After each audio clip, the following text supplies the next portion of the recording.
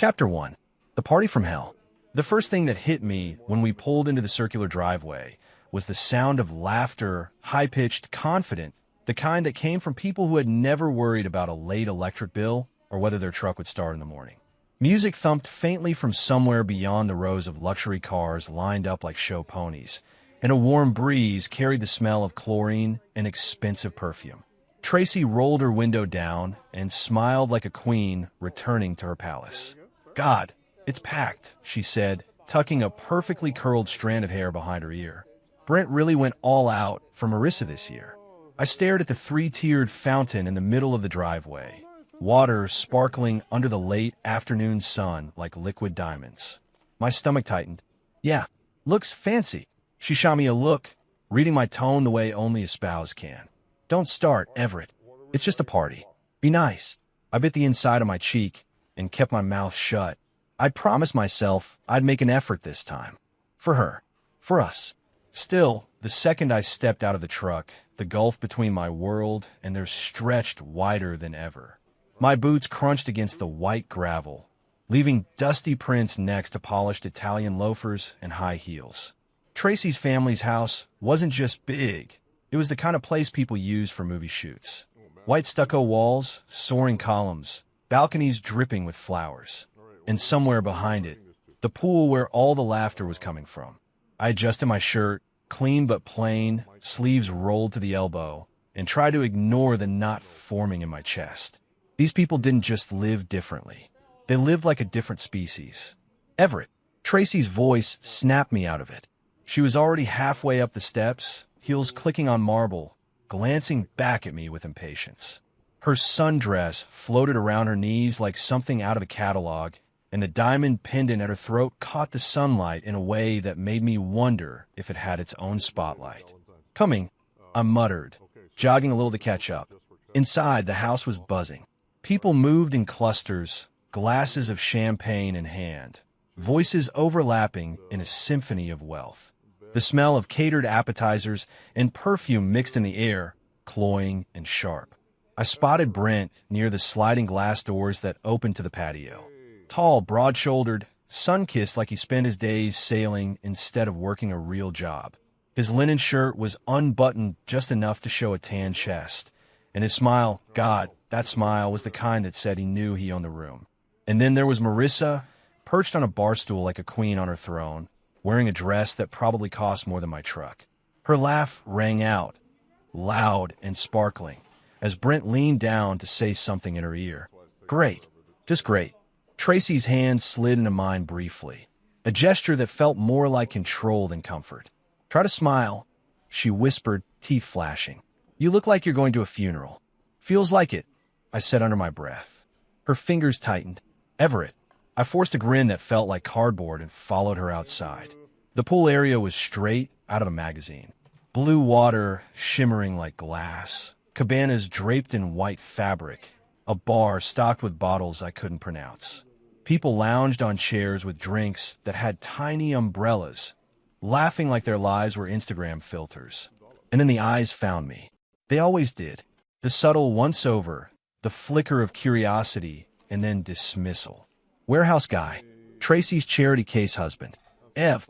Brent's booming voice cut through the chatter. He strode toward us like he owned the sun, arms spread wide. "Look who finally crawled out of the forklift and joined civilization." A few heads turned. Laughter rippled. I clenched my jaw, but managed a nod. "Brent." He slapped my shoulder hard enough to make me stumble. "Damn, you're solid. What's it been, 6 months? Thought maybe Tracy traded you in for an upgrade." More laughter. Even Tracy gave a tight smile. "Work's been busy," I said evenly. "Warehouse busy," Brent said, grinning like a shark. "Moving boxes all day. Sounds thrilling." "It's a job," I said, forcing calm. Brent winked at Tracy. "You're lucky I let you keep this one. He's got that rugged, blue-collar thing going. Real salt of the earth. Women eat that up, at least on TV." My fists curled in my pockets. He wanted a reaction. I wasn't going to give him one. "Come on," Tracy said lightly, tugging me toward a group near the pool. "Let's grab a drink." We passed clusters of perfect people. Men in pastel shirts talking golf. women laughing behind oversized sunglasses. A waiter glided by with a tray of cocktails. Tracy took a champagne flute without breaking stride. I settled for a beer from a cooler near the bar, because at least I knew what to do with that. I'd barely cracked it open when Brent appeared again, draping an arm over my shoulders like we were old buddies. His cologne hit me, something expensive and sharp, like arrogance in a bottle. "So, Ev," he said, voice loud enough for people nearby to hear, "you ready for some fun today? Marissa's birthday deserves a little excitement." "I'm just hanging out," I said quickly. He grinned wider, teeth gleaming. "Oh, come on. Don't be that guy. Live a little. Loosen up. I'm fine," I repeated, trying to shrug his arm off. But he didn't budge. His grip tightened, friendly on the surface but firm underneath. "No, man. You need to lighten up. We're family. We like to have a good time. You trust me, right?" Every instinct in me screamed no. Tracy appeared on my other side, sipping her champagne. "Everett," she said in that tone, the one that could cut glass. "Stop being antisocial. Brent's just trying to include you." "I didn't ask to be included," I said, and the edge of my voice slipped out before I could reel it back. Her eyes narrowed. "Don't start. Not here." Brent chuckled. "Easy, big guy. No one's starting anything. Just saying, you look like you need a little adventure." He gave me a playful jab in the ribs that wasn't playful at all. "Can't have you standing around like a sad plant." Laughter floated from behind him, and I caught Marissa watching us, a sly smile on her face like she was in on some private joke. Brent leaned closer, voice dropping just enough for only me to hear. "Stick with me today, Everett. We're going to make this party memorable." The way he said made my stomach sink. I gave a tight nod, but inside, alarms were going off.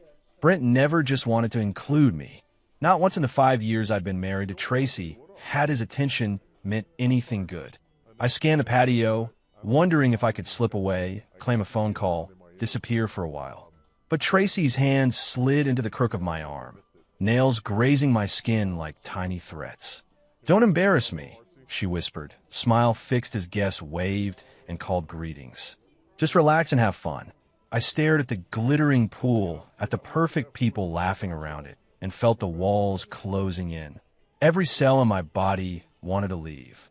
But if I did, Tracy would never let me hear the end of it. So I forced a smile, drained half my beer in one swallow, and told myself to survive the next few hours. Somewhere behind me, Brent laughed, a sound rich with promise and menace all at once. And I knew, deep in my gut, that trouble was coming. Chapter 2. The Humiliation. The sun had dropped just low enough to make the pool shimmer like molten glass. A perfect backdrop for the kind of party Tracy's family lived for. Music pulsed from hidden speakers.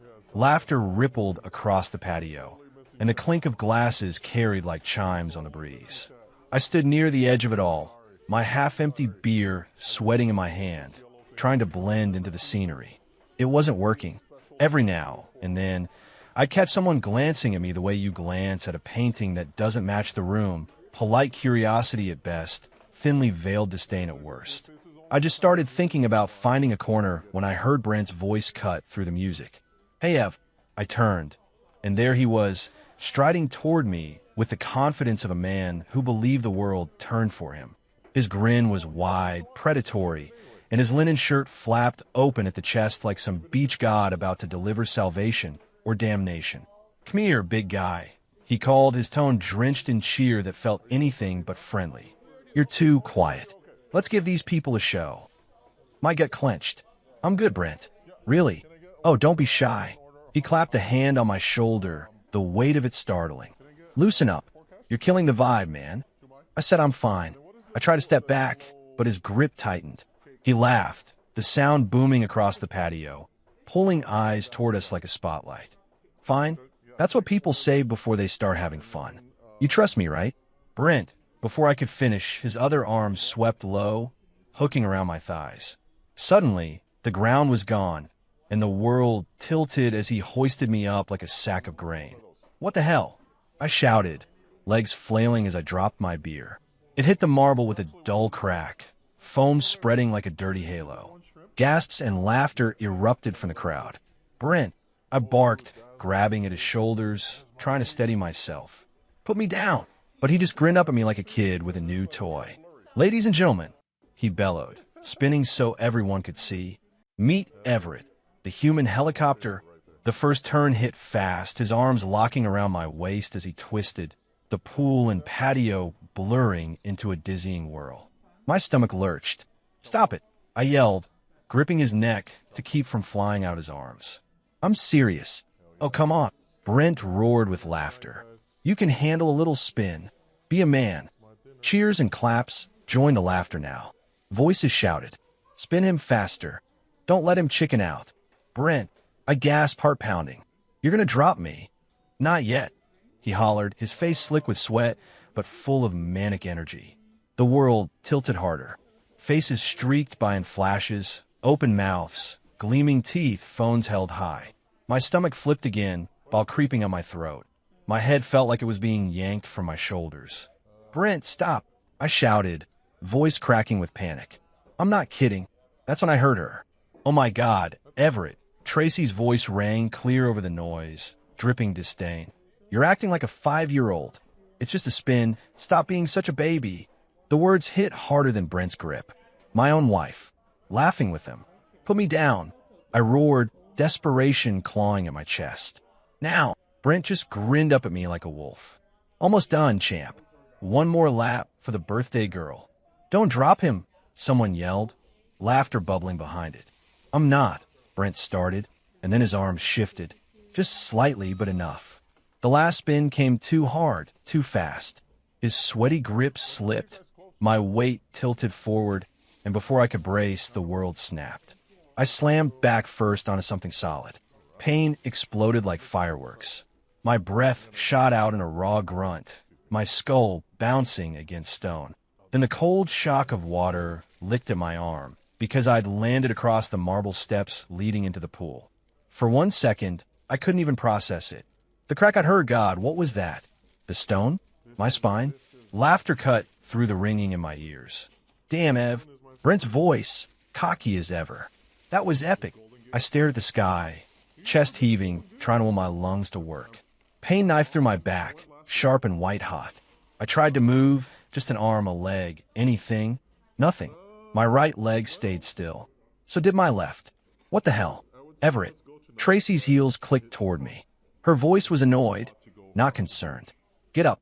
You're embarrassing yourself." I opened my mouth, but all that came out was a strangled gasp. People gathered, their shadows cutting into the sunlight. Phones hovered like vultures, recording every humiliating second. I can't." My voice sounded distant, even to me. "I can't move." "Stop being dramatic," Tracy snapped, folding her arms. "God, you're such a..." Her words blurred as panic roared in my ears. My hands clawed at the marble, searching for leverage, but my body felt like it belonged to someone else. "Brent," I croaked, eyes wide, locking on his smug grin. "I can't feel my legs." And in that moment, cold water licking higher up my arm, laughter fading to uneasy murmurs, I knew something was terribly, terribly wrong. Chapter 3. Stop being a baby. Cold water lapped against my arm like an afterthought, rippling with each shallow breath I fought to take. The sun burned overhead, blinding and merciless, and for a few disoriented seconds, I thought I'd blacked out. Then reality slammed back in, the hard marble digging into my spine, the taste of chlorine on my tongue, and the fact that I couldn't move. Not an inch. Not my legs. Not my hips. Nothing. Voices swirled around me in a haze of laughter and confusion. "Oh my God," someone shrieked. "Did you see that spin? Jesus, get a picture." I blinked against the sunlight, the world tilting like a bad carnival ride. My ears rang so loud, I almost didn't hear the sharp staccato of heels on stone. "Everett." Tracy's voice cut through the noise, high-pitched and furious. "What the hell are you doing?" I tried to speak, but my throat was dry as sand. My lips barely formed the words. "Can't move? What?" She loomed above me now, blocking the sun, her sundress a blur of white and floral print. Her manicured hand curled around her hip like she was posing for a picture. "Oh my God, Everett, get up. You're making a scene." I blinked at her, trying to find something, concern, fear, but all I saw was annoyance glittering in her eyes. I can't. My voice cracked, thin as tissue paper. Can't move my legs. She rolled her eyes so hard I thought they'd get stuck. Oh, for God's sake.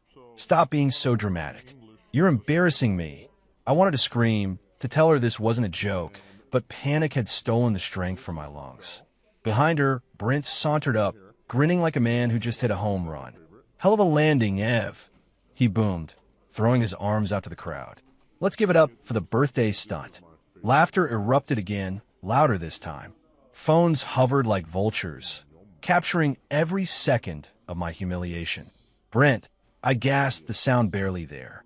I can't feel. Relax, man.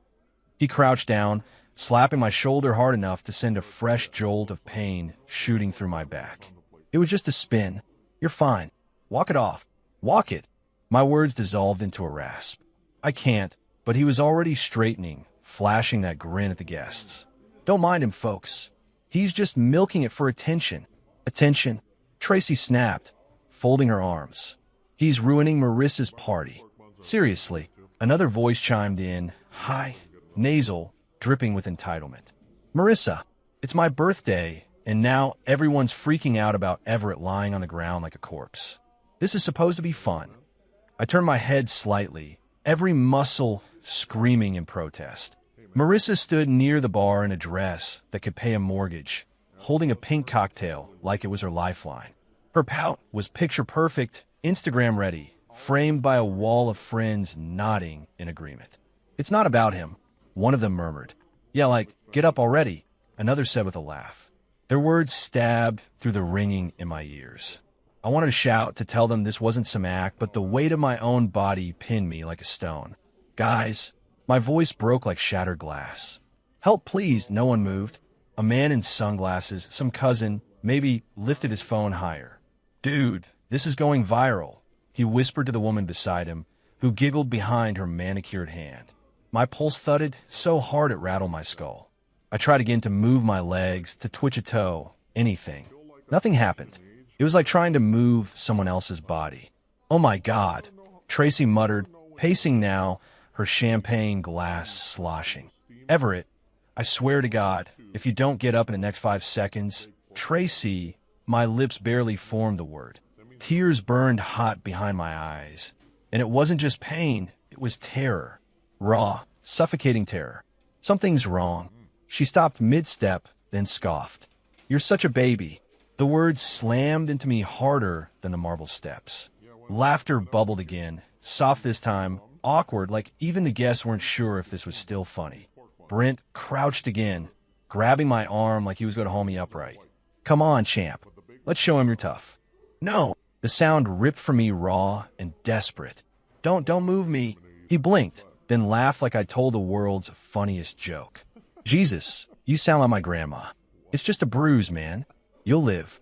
His hand closed around my wrist, and a sharp burst of agony detonated in my spine. I screamed, an animal sound that silenced the patio like a gunshot. Every conversation died. Even the music seemed to stop. Brent froze, his grin faltering. Whoa, chill, dude, don't. Move. Me. My voice shook like a broken engine. For the first time, unease flickered across his face. But before he could respond, a new voice cut through the thick, humming quiet. Back up, all of you. It was calm, firm, and laced with authority.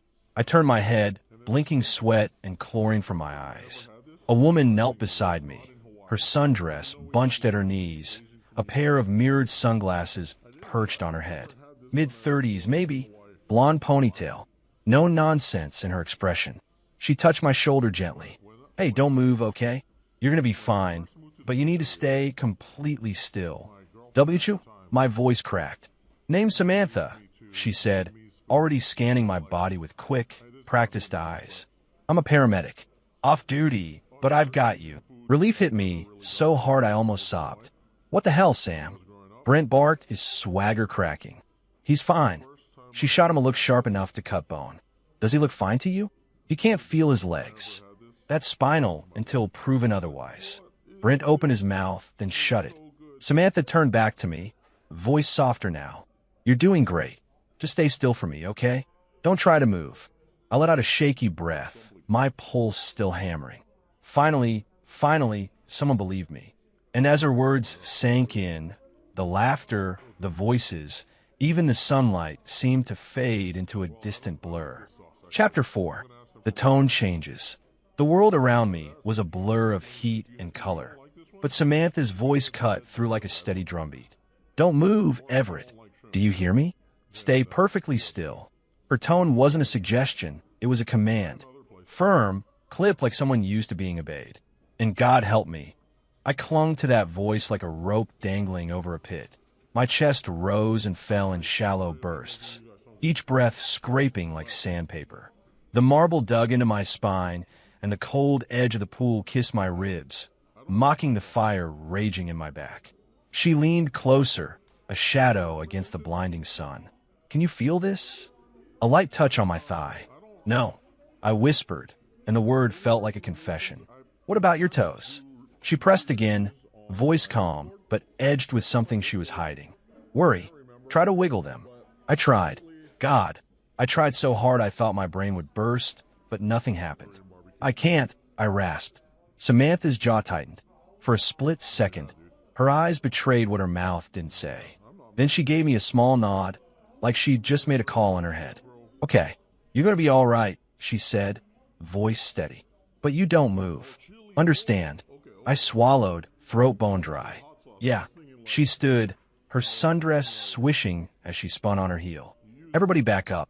Now, it wasn't loud, but the authority in her tone sliced through the patio like a blade. Heads turned, phones lowered.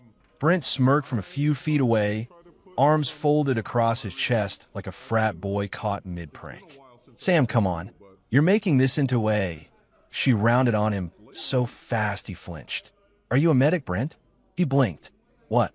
No, but then shut up and move back. Gasps rippled through the crowd. Brent's grin faltered, a crack splitting the polished mask he always wore. He looked like a kid slapped in front of the class. What the hell, Sam? He muttered, trying for a laugh, but landing somewhere between confusion and anger. It's just horseplay. Horseplay doesn't paralyze people, she snapped. Now move. Her voice echoed, and suddenly the party, the music, the chatter, the fake laughs, stuttered into silence. Even the fountain in the distance sounded too loud, water splashing like distant applause. Brent hesitated, then stepped back, hands up in mock surrender.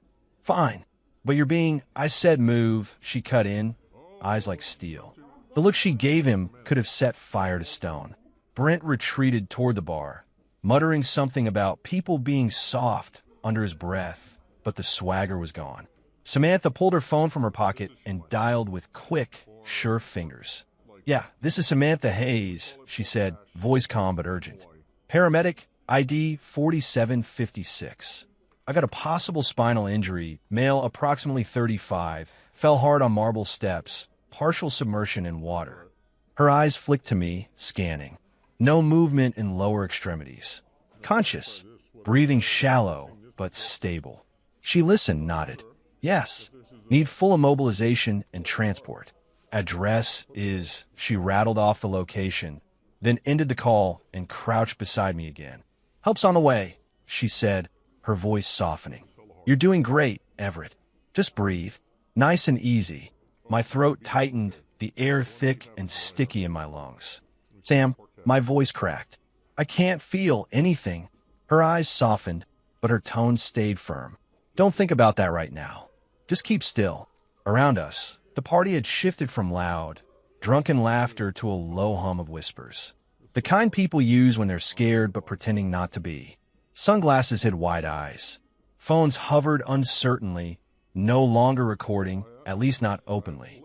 I heard the hiss of a champagne bottle popping somewhere, too loud in the hush, followed by a nervous laugh that died in the air. The clink of ice in a glass. The faint buzz of a phone on a table. Little sounds, suddenly monstrous. He's really hurt. Oh my God, is he paralyzed? Should we go? And then, like a nail on glass, Tracy's voice sliced through the murmur. He's just being dramatic. The words punched harder than the fall. I turned my head slightly, pain blooming white-hot at the base of my skull. and found her standing a few feet away, arms folded, chin tilted like a queen surveying chaos. Her tone was sharp enough to draw blood. "Tracy," Samantha said, not even glancing up. "He's not being dramatic. He's injured. Badly." But Tracy rolled her eyes so hard it was almost theatrical. "You don't know Everett like I do. He acts like this over his stubbed toe. Always milks it for attention." I wanted to scream. Wanted to tell her this wasn't like that. But the words wouldn't come. They drowned in the boiling mix of pain and betrayal clawing up my throat. Samantha didn't look away from me as she spoke, voice like granite. "If you care about him at all, you'll shut up and let me do my job." A hush dropped like a curtain. You could feel the ripple of shock. Someone had finally told Tracy Mitchell to shut up. And meant it. Tracy's mouth opened, then closed. She spun on her heel and stalked toward the bar, heels stabbing the stone like gunshots. My chest heaved, air wheezing in and out as I stared at the sky, a blue so bright it hurt. Each second dragged like wet cement, stretching the silence until it felt endless. Then sirens, faint at first, like an echo through a tunnel. Then louder, closer, the shrill wail of reality cutting through the brittle calm. Samantha exhaled, relief flickering across her face. "Hear that? That's for you. You just hang in there." The gates creaked open at the end of the long drive, and the crowd parted as if a king was arriving. Red lights strobed against white stucco walls, splashing the patio in urgent color. The shriek of brakes, the slam of doors. Boots pounded the gravel. Voices called out, brisk and clipped. Paramedics coming through, clear a path. And behind them, another sound. Lower, steadier. A voice with command in its bones. "Police. Nobody leaves." Gasps erupted. People froze mid-step. The party, the perfect, glittering party, curdled into something else entirely. As the ambulance crew rushed toward me, backboards in hand, I stared up at the blinding sun and thought. Everything just changed. Chapter 5. Police backup. The red and blue strobes bounced off the white stucco walls like jagged lightning, splashing over the patio, the pool, the pale faces that used to be laughing only minutes ago. Now the air was heavy, thick with chlorine, sun, and a fear no one wanted to name out loud. 2 EMTs knelt beside me, voices calm but clipped as they slid a rigid backboard into place. The Velcro straps brushed my chest like cold fingers. "Easy, Everett," Samantha murmured, still crouched near my head like a sentry. "We've got you. Just breathe." I tried. God, I tried. But every inhale scraped raw. Footsteps thudded closer, boots, not loafers. A man's voice, deep and steady. "What happened here?" The crowd rippled like water around Stone. People shifted, phones vanished into pockets. Sunglasses slid up to hide darting eyes. The officer moved into view, a tall man in navy blues, broad shoulders squared under the weight of authority. His badge flashed in the fading sun. The nameplate read Riley. Samantha stood as he approached, her face set like stone. "Officer, I'm Samantha Hayes. Paramedic. Off duty, but I was first on him. He's got a suspected spinal injury. No motor function in his legs." Riley's jaw tightened. His eyes swept over me, still strapped down, barely breathing, then flicked to Samantha. "What caused it?" Before she could answer, Brent swaggered forward like a man walking into his own living room. "Just a little fun gone sideways, officer. No big deal." The sound of his voice made my blood boil. Riley turned to him slowly. "You are Brent Mitchell," he said, flashing that cocky grin. "Host of the party." "Well, technically Marissa's party, but yeah." He gave a low chuckle, trying to reel back the vibe. "We were just goofing around. Dude slipped, that's all." Riley didn't smile. His gaze was flat, assessing. "Goofing around?" "Yeah," Brent said, spreading his arms like he was presenting a magic trick. "Horseplay. Nothing malicious. We're all family here." Riley stared at him for a long beat, then shifted his eyes to Samantha. "What did you see?" Her voice was cool steel. "I didn't see the actual spin, but I heard him say," she nodded toward me. "He said he couldn't move. No sensation below the waist. That's not a bruise. That's a possible spinal cord injury. Those don't happen from slipping in the shallow end." Brent let out a short laugh. "You're overreacting. The guy's fine." "Right, Ev. Something in me snapped. I turned my head, pain ripping up my spine, and locked eyes with Brent. Stop talking for me. My voice was hoarse, broken, but loud enough to slice through the hum of whispers. Brent blinked, caught off guard. Hey man, you threw me. My throat burned as the words scraped out, each one heavier than the last. After I told you no, I said no, Brent. The silence that followed was suffocating. Even a fountain seemed to hush. Brent's grin faltered. Come on, man. Don't make it sound like that's exactly what it was. I cut in, heat boiling behind my eyes. I begged you to stop. You didn't. And now I can't feel my legs. The words hung there like smoke. Someone gasped. A phone slipped from a hand and clattered against marble. Riley didn't look at Brent. He didn't even blink. He just reached up slowly, unhooked the radio from his shoulder, and spoke into it. Unit 23. Lock the gates. No one leaves. A ripple of panic spread through the guests like wind over water. Heads whipped toward the long driveway where the ornate iron gates stood. Another officer moved into view, swinging them shut with a metallic groan that echoed like a verdict. Brent barked a laugh, too loud, too sharp. Whoa, what is this? An episode of Cops? I told you it was an accident. Riley finally turned to him, his eyes like gun barrels. Sir, you'll stay right here. Something in that look, calm, deadly calm, wiped the smirk clean off Brent's face. His jaw clenched, his hands flexing at his sides. Across the patio, voices hissed in frantic whispers. Oh my God, is this for real? Assault? Did he just say assault? Call my driver. Wait, can I even leave? Tracy stood near the bar, pale and stiff, clutching an empty glass like it might save her. Her eyes darted from me to Riley to Brent, a storm brewing behind her perfectly painted face. Officer, she started, stepping forward on shaky heels. This is all blown out of proportion. Everett's always been, ma'am. Riley didn't raise his voice, but it hit like a hammer. Not another word. She froze, lips parting, then snapping shut with an audible click. The EMTs moved around me, voices low and efficient. Board secure. Head blocks on. On my count, 1, 2, 3. They lifted me, and white-hot agony ripped through my spine like fire.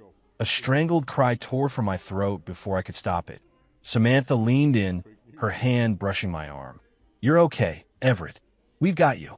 Almost done.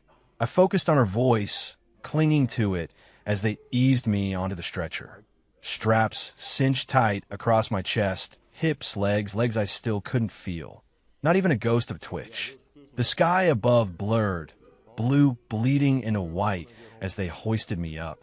Around us, the party looked like a crime scene from a TV show. Pale faces, wide eyes, champagne flutes hanging limp in manicured hands. The music had died completely, leaving only the harsh squawk of radios and the rustle of uniforms. As they wheeled me toward the ambulance, I caught Brent's face over Samantha's shoulder. The smirk was gone. His jaw was locked, his eyes darting, not with guilt, but calculation. And Tracy, she trailed behind us, slow, reluctant, like someone being dragged to a meeting they didn't want to attend. Her heels clicked against the stone, sharp and hollow, echoing through the silence that had swallowed the glittering patio whole. Chapter 6. The MRI doesn't lie. The ceiling lights of the ER passed overhead in a sterile blur as the gurney rattled down the corridor. The smell hit first, antiseptic, sharp and cold, like the sting of an unspoken truth. Voices overlapped, nurses calling out vitals, the squeak of sneakers on polished linoleum, the metallic rattle of wheels. I tried to focus on the rhythm of it all, anything to ground myself, but my mind kept circling back to the same black hole. I still couldn't feel my legs. They parked me in a curtained bay, the faint hum of machines filling the silence between clipped instructions. Samantha was gone now, replaced by a nurse named Carla, who spoke with the kind of calm that comes from doing this 1,000 times before. Everett, right? She said, checking the strap around my chest. We're going to take you for imaging. Doctor wants a full MRI. You'll feel some vibrations, hear some loud noises, but we'll give you ear protection. I nodded or thought I did. My head felt disconnected from the rest of me. A man appeared at my side, tall, mid-50s, glasses perched low on his nose. His white coat bore a name embroidered in neat navy stitching. Dr. Warren, Mr. Mitchell. His voice was gentle, but there was weight under it. The kind that says, "I've seen this before, and it's never good." "Yeah," I rasped. He gave a small, reassuring smile. "We're going to run an MRI of your spine. It'll tell us what's going on. In the meantime, stay as still as possible. No sudden movements. Like I could move even if I wanted to." They rolled me toward the imaging suite, the world narrowing to the steady beep of the monitor and the distant drone of hospital intercoms. The MRI machine loomed like a pale tunnel, cold and unfeeling. "Deep breaths," the tech said as they slid me inside. "This will take about 25 minutes. The clunking started, mechanical, relentless. Vibrations buzzed through the table into my bones, and the machine's hum became the soundtrack of my dread. I stared at the inside of the tube, white and close, and tried to count the beats of my heart. But counting couldn't drown out the fear. Not when every second in that machine carved the truth deeper. Whatever they found, it wouldn't be simple. When it was over, they wheeled me back to the bay. Dr. Warren was waiting with a tablet pressed against his chest, his expression carved in stone. Samantha wasn't here. Neither was Tracy. Just me, the doctor, and the cold hum of fluorescent lights. "Everett," he said softly, pulling up a chair. "Do you want me to explain the results now? Or wait until your wife arrives?" My throat clenched. "Now," he nodded, pulling the tablet forward. Images glowed on the screen, black and white cross-sections of a spine. "My spine. This," he said, tapping one area, "is your L2 vertebra, the one just above your waistline." He zoomed in, and the fracture glared back like a jagged crack in porcelain. "This is new. Fresh trauma. That explains the paralysis." I swallowed hard. "So that's it? One fracture?" Dr. Warren hesitated, just enough to make my stomach drop. "No," he said quietly. His finger slid down to another part of the image. "Here's your L4. That fracture is old. Months, maybe a year." He tapped again. "This one, T9, mid-thoracic region. Another old injury. And here, T11. Same story." The words hit like blows. 3 old fractures. Not 1. 3. "Everett," he said gently, lowering the tablet. "Have you been in previous accidents? Falls? Car crashes? Anything like that?" The air in the room thickened, pressing against my chest. "Accidents." My mind fumbled for answers, clawing through years of memories. And then they came, sharp and clear, like glass shards under skin. Flashback. The trampoline Brent's voice, laughing in the summer heat. "Come on, Ev. Higher." I was mid-air when his hands slammed into my back, sending me flying off the trampoline. I hit the ground with a crack that stole my breath. He loomed over me, grinning. "Whoa, didn't mean that hard. You good, champ?" I remembered Tracy rolling her eyes. "Seriously, Everett? Get up. You're fine." Flashback. The stairs, a winter party. Drinks flowing. I started down the staircase when a shove hit my shoulder, Brent again, laughing as I tumbled. Pain exploded in my ribs. He helped me up, smirking. "Geez, you're clumsy as hell." Tracy's voice from the landing. "Oh my God, you're so dramatic." Flashback. The pool last summer. I'd surfaced for air when Brent's hand clamped on my head, shoving me under. I thrashed, lungs burning, the muffled roar of water in my ears. When he finally let go, I came up choking, coughing water and bile. Brent laughed, clapping my back. "Just playing, bro. You gotta relax." Tracy handed me a towel, eyes rolling. "Honestly, Everett, you're not a kid. Stop overreacting." The images hit one after another, leaving me breathless. Those weren't accidents. Not bad luck. They were patterns. Patterns no one cared to see. I stared at Dr. Warren, my voice barely a whisper. "Those fractures, they're from him." "From who?" he asked gently. "Brent," I croaked. "My wife's brother." Every time, my throat locked, a sob clawing up that I refused to let out. She knew. She always said I was dramatic. The doctor's gaze softened, but there was something else there now, a grim understanding. The kind professionals were when they've seen the same story too many times. "Everett, he said carefully. These injuries, especially combined, suggest repeated blunt trauma over an extended period. That's not typical for ordinary accidents. I laughed then, short, bitter, broken. Yeah, tell me something I don't know. The curtain stirred behind him, and the hum of hospital life rushed back in. Footsteps, wheels, muffled voices. But inside, my world had already tilted on its axis. This wasn't an accident. It was never an accident. It was Brent. Every damn time. And Tracy? She didn't just ignore it. She fed it. I stared at the glowing images on the screen, the fractures lined up like scars on a timeline, and felt something shift deep in my chest. Fear was still there. Pain too.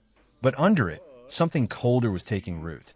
Something sharp, because now I had proof. And proof changes everything. Chapter 7. Detective Ford arrives. The fluorescent lights hummed overhead, washing the hospital room in that sterile brightness that made everything feel too real, too exposed. The curtain swayed gently from passing footsteps outside, but inside the bay it was still, except for the slow, rhythmic beep of the monitor beside my bed. I stared at the ceiling, numb in every way a person can be. The MRI images were still burned into my mind, those jagged fractures like tally marks of pain. Proof that this wasn't bad luck. It never had been. The curtain pulled back with a sharp rasp. A man stepped inside, tall, broad-shouldered, wearing a gray suit that had seen better days but still held authority like a second skin. His tie was loose, his shirt sleeves rolled to his elbows, and his dark hair had that controlled mess of someone who didn't care about impressing. Only results. A badge gleamed at his belt. "Mr. Mitchell," he said, voice even but carrying weight. "I'm Detective Ford. Mind if I sit?" I swallowed hard. "Yeah, sure." He slid into the chair beside my bed, setting a thick leather notebook on his knee. His eyes, steel gray, sharp as broken glass, studied me for a beat before he spoke. "First off, how are you holding up?" I gave a humorless laugh that cracked in my throat. "Can't feel my legs." "So great." He nodded once, not flinching at the bitterness. "I'm sorry this happened to you, but I need to talk to you about tonight, and a few things beyond that." I felt my chest tighten. "You already know, don't you?" One corner of his mouth tugged, not a smile, exactly, but something like acknowledgement. He reached into his jacket, pulled out a phone, and tapped the screen. A video filled it, shaky, filmed in portrait mode, but clear enough. Me, standing by the pool, Brent looming behind me, that smug grin plastered on his face. The audio was loud, raw. "Brent, come on. Ev, don't be a buzzkill. Lighten up." "Me." "Brent," I said no. "Stop." Then the laughter, high and sharp as glass, while he spun me like a rag doll. Voices cheering. And then Tracy's voice, cutting through it all like a whip. "Oh my God, Everett, stop being such a baby." The screen went black. My stomach knotted so hard I thought I'd throw up. Ford slid the phone back into his pocket, his eyes never leaving mine. "That's one of 3 videos we've received so far. I'll show the same thing, you saying no. Him ignoring you. And your wife." He let the sentence hang, the weight of it pressing down like a stone. I looked away, blinking hard at the wall, because if I looked at him, I might break. "So what now?" "What now?" Ford said, voice steady. "Is we stop calling this an accident." I let out a harsh breath. "Yeah, took long enough." Ford leaned back slightly, crossing one leg over the other. "I've seen this before. Different faces, same story.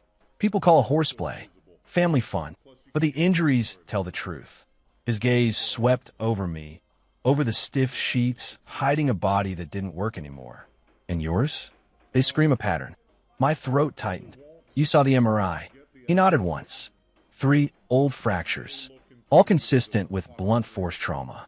Combine that with these videos, and what we have is not just tonight, it's a history. A long one. His words struck something deep in me, something raw and trembling. For years, I told myself it was bad luck, clumsiness, coincidence. Because the alternative, that the people closest to me could be that cruel, was too hard to swallow. Now it was being spoon-fed to me in black and white. Ford flipped his notebook open, pen poised. "Tell me about the past incidents." So I told him about the trampoline, the stairs, the pool. each memory spilling out like poison, thick and bitter, while his pen scratched across the page. When I finished, the room felt heavier, like the air had thickened. Ford closed the notebook slowly, his jaw tight.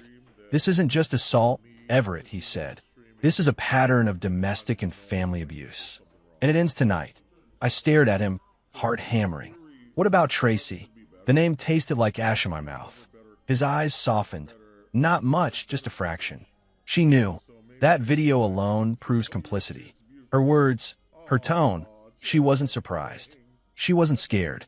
She was dismissive. That's obstruction. Neglect at the very least. I felt something crack inside me, sharp and splintering. Because even now, even after everything, some part of me had hoped she'd at least cared. Ford stood, sliding the notebook under his arm. "Brent's in custody. We picked him up at the house. He's facing charges for aggravated assault.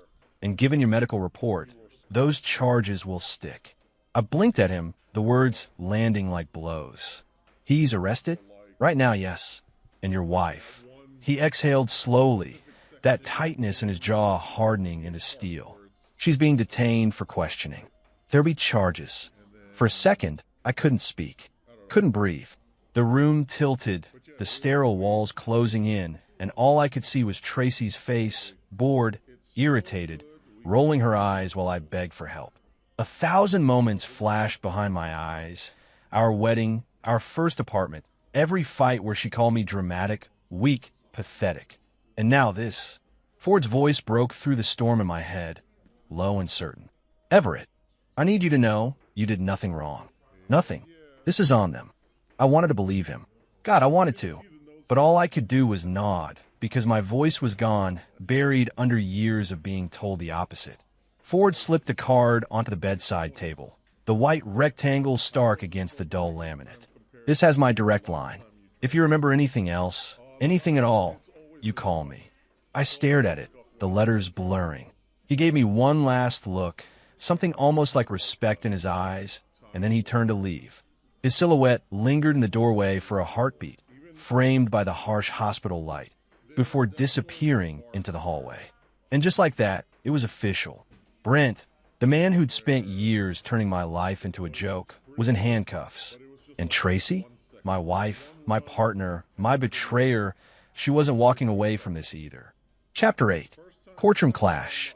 The courtroom was colder than I expected, chilled by too much air conditioning, or maybe by the tension that hummed through the air like static. Pale sunlight streamed through tall windows, pooling across polished wood and rows of stiff-backed benches. I sat at the plaintiff's table, hands clenched so tight my knuckles looked bone-white. Beside me, Assistant District Attorney Rachel Torres organized her files with surgical precision. Her presence was like a blade, sharp, calm, and impossible to ignore. Across the aisle, Brent leaned back in his chair, a gray suit stretched across broad shoulders. His hair was slicked back like an oil spill, his smirk intact even under the weight of felony charges. Tracy sat 2 rows behind him, not at the defense table. Her charges were separate, but close enough for me to feel her eyes burning into my spine. The bailiff's voice cut through the silence. "All rise." The judge swept in, robes flowing, expression carved from stone. "Court is now in session. Case number 2215, the state versus Brent Mitchell." We sat. The defense attorney, a man in an expensive navy suit with a smile that could sell poison as perfume, rose first. "Your Honor, ladies and gentlemen of the jury," he began, his voice smooth as polished marble. "This case is not what the prosecution wants you to believe. This was not a crime. This was not malice. This was," he spread his arms theatrically, "horseplay, a family gathering, a moment of fun that ended tragically, yes, but not criminally." He turned toward the jury, voice dripping with faux sincerity. "Brent Mitchell is a devoted brother, a beloved uncle, a man with no criminal record.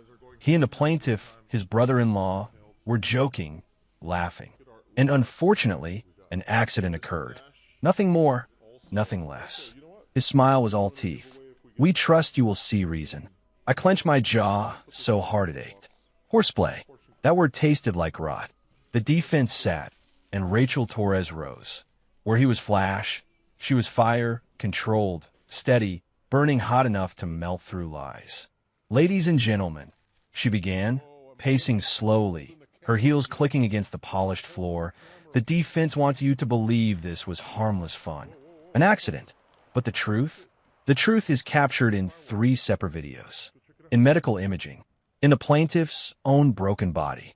She turned, gaze sweeping the jury like a spotlight. "This was no accident. This was deliberate, reckless, and cruel. And it was not the first time." A murmur rippled through the room. Rachel let it sit for a heartbeat before continuing. "You will hear how the defendant ignored repeated pleas to stop. You will see him lift and throw a man who explicitly said no. And you will hear the plaintiff testify that this was part of a pattern, years of targeted humiliation and violence disguised as jokes." She paused by our table, her hand resting lightly on the back of my chair. "This case isn't about horseplay. It's about power, abuse, and accountability." The opening statements ended. The evidence began.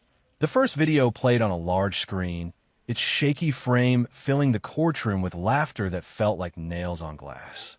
Me, standing near the pool. Brent behind me, his grin feral. "Brent, come on, Ev, don't be a buzzkill." Me, "Brent, I said no. Stop." Then the spin, the blur of motion, the splash, the sickening crack of bone. Gasps rose from the gallery. One juror flinched visibly.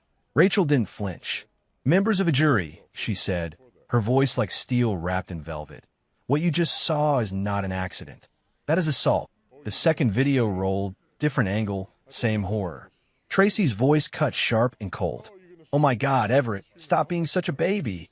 I watched the jury's faces shift, shock, then disgust. Then came the MRI scans, glowing on the screen like damning constellations. Dr. Warren testified with clinical precision, pointing out each fracture, each scar from past injuries. "These injuries are consistent with repeated blunt force trauma," he said. "Not a single fall, not a one-time accident." The defense squirmed. Their argument of tragic mishap was crumbling under the weight of hard science. Finally, it was my turn. I wheeled to the stand, still stuck in that chair, legs limp and foreign. Sworn in, seated, the world narrowed to the faces in front of me. Rachel's voice softened as she approached. "Everett, in your own words, what happened that night?" I told them. Every detail. The laughter, the spin, the helplessness as my body shattered against marble. My voice cracked once, maybe twice, but I didn't stop. Then came the cross-examination. The defense lawyer prowled toward me, his smile sharp as a blade. "Mr. Mitchell," he began smoothly, "you said Brent ignored your protests. But weren't you smiling in the video? Didn't you laugh earlier that evening?" I stared at him, cold fury burning through my veins. Smiling isn't consent, and laughing isn't permission. A few jurors nodded. The lawyer faltered, then regrouped. "But surely you understood this was a party, that people were drinking, that stop." I cut in, my voice rising. The judge didn't gavel. No one breathed. "You keep calling a horseplay." I leaned forward, every word honed to a blade. "Horseplay? Horses don't break spines for fun." The words slammed into the silence like a hammer. Even the defense attorney froze. I sat back, heart pounding, the echo of my own voice hanging in the air like a verdict already spoken. When the closing arguments ended, the jury filed out. Minutes stretched into hours, each second a nail biting into raw nerves. Then, "All rise." The foreperson handed the slip to the judge. My heart was a drumbeat gone wild. On the charge of aggravated assault, the judge read, voice steady as stone, "We find the defendant guilty." The air fractured with gasps, muffled sobs, the rustle of relief and rage colliding. Brent's smirk shattered. His jaw went slack, eyes darting like a cornered animal as deputies moved in. The sentence came next, crisp and cold. 5 years in state prison. No appeals. No loopholes. 5 years of walls and bars for a man who thought he was untouchable. And Tracy, my wife, my betrayer? The judge's words cut her down like winter wind. Probation, 2 years. Mandatory counseling. Criminal record permanent. Her face drained of color, lips parting in silent protest, but no sound came. For the first time in years, she was speechless. Chapter 9. Climbing back. The scent of antiseptic was everywhere, in the air, in the walls, lingering on my clothes. Hospital smells had become a second skin, but this time I wasn't lying in a bed waiting for answers. I was on my feet, or at least trying to be. Physical therapy was brutal. The gym-like room was filled with machines that looked designed for torture, not healing. Parallel bars gleamed under fluorescent lights. Exercise balls, resistance bands, and mats cluttered the corners like silent witnesses to countless battles fought here. My legs were alien. Numbness gave way to sharp, stabbing pain as the therapist worked on them, trying to coax life back into muscles that had almost given up. Every session was a test of will, every small victory swallowed by exhaustion. The first day I was wheeled in, I barely recognized the man in the mirror, a shadow of myself with eyes that had seen too much. Let's start with sitting up. The therapist, a sturdy woman named Janet, said firmly but kindly. Her hands steadied me as I moved to the edge of the bed. "Okay, I can do this," I muttered, the words tasting foreign. My legs dangled uselessly. It felt like they belonged to someone else. Janet smiled gently. "One step at a time, Everett. No rush." My heart thundered as I pushed myself upright. Sweat beaded on my forehead. The first time I stood, my legs threatened to buckle immediately. "Whoa, steady there," Janet warned, catching me before I collapsed. I gritted my teeth. "I'm not a baby. I'll get this." She laughed, a soft sound that warmed the cold room. "I didn't say you were." Day after day, the routine continued. Sit up, stand, balance, step forward with the cane, step again. A tiny victory, then 2, then 10. But it wasn't just the physical pain that haunted me. The emotional scars cut deeper. The years of being dismissed, gaslit, told I was weak or dramatic. That voice, that sneer from Tracy echoing, "Stop being such a baby," haunted me. Some nights I woke gasping, my body stiff with nightmares of falling, of being thrown, of helplessness. That's when I found the men's trauma group. I wasn't sure what to expect. A circle of strangers sharing misery? Maybe. But instead, it became something else. A place where broken men came to be made whole. Their stories were different but familiar. Abuse, betrayal, silence. They didn't judge. They understood. One evening, as I sat clutching a mug of weak coffee, an older man named Greg spoke. "You're not alone, Everett. We've all been there. It's not about what broke us. It's about what we do with the pieces." His words struck a chord. Slowly, in that small room, I began to talk. Not just about the injury, but about everything, the pain, the rage, the shattered trust. And every time I shared, a little weight lifted. The loneliness thinned. Back in therapy, my progress was slow but steady. Janet introduced me to walking with cane. The first few steps were terrifying. Each step required my full attention, a mental calculation of balance and strength. I stumbled often, a fall here, a wobble there. But then one day, I walked 10 steps without help. Then 20. I could feel my legs waking up beneath me, muscles remembering what to do. A limp remained, a stubborn reminder, but it was mine. More than anything, I wanted to reclaim my life. To walk on my terms, not theirs. My inner voice changed. Where once it whispered despair, it now roared determination. I thought back to the pool party, to the crack of bone on marble, to the sneers and dismissals. And I smiled just a little.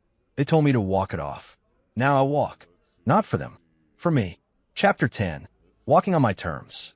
The moving truck groaned as it backed up the narrow street, its engine rumbling like a promise of something new. Boxes labeled Everett Mitchell. New beginnings lined the sidewalk outside a modest but clean apartment building.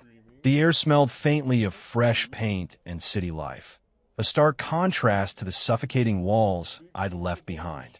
No more polished parties where I was the joke, no more bitter sneers or silence pain. I stepped over the threshold, cane tapping softly against the hardwood floor. Every sound echoed, my footsteps like a heartbeat, steady and real. The apartment was bare, except for the large box I had insisted on unpacking first. Inside, carefully wrapped in bubble wrap, were the MRI scans, the proof of everything. I pulled the frames from their packaging and hung them side by side on the living room wall. The jagged white lines on black, the marks of fractures old and new, stared back at me like trophies. Not scars to hide, not memories to bury, but badges of survival. A knock at the door startled me. "Hey, Everett, it's Greg from a group," came a familiar voice. I smiled, using the cane to steady myself as I opened the door. Greg stepped inside, carrying a thermos of coffee and a warm grin. "Thought you might like some company on your first night here," he said, setting the thermos down. I gestured to the scans on the wall. "Had to hang these first.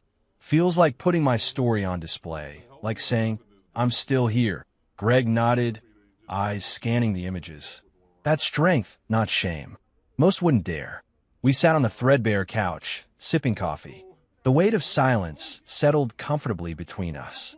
"So how's it feel? This new start?" Greg asked. "Honestly, terrifying and liberating all at once," I admitted. For years, I thought freedom meant pretending nothing happened. Now it's about owning every piece of it. Greg chuckled. "Wise words.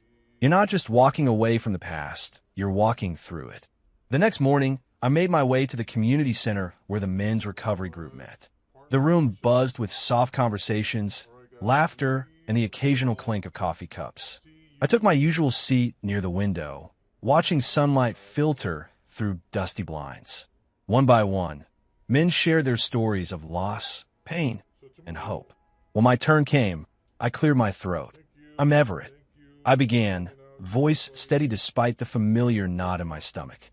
"A few months ago, I was paralyzed after being thrown into a pool.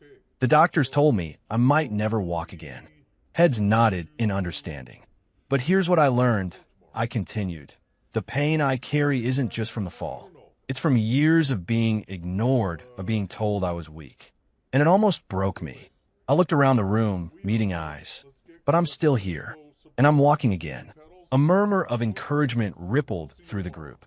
I want to say this to anyone listening who feels small, unseen, or broken. Your story matters. You're not alone. And one day, you'll walk on your own terms too. After the meeting, a young man named Marcus approached me. "Thanks, Everett. Hearing your story, it gave me hope." I clapped him on the shoulder. "We all need that. Keep pushing." Weeks passed. The cane became less a crutch and more a symbol of resilience, of refusal to be defined by weakness. I decorated my apartment with things that mattered. The MRI scans, photos of nature hikes, books on strength and healing. Each item a declaration. One evening, alone in the quiet light of my living room, I whispered to myself. They told me to walk it off. Now I walk on my terms, one step at a time. And every step says, "Screw you.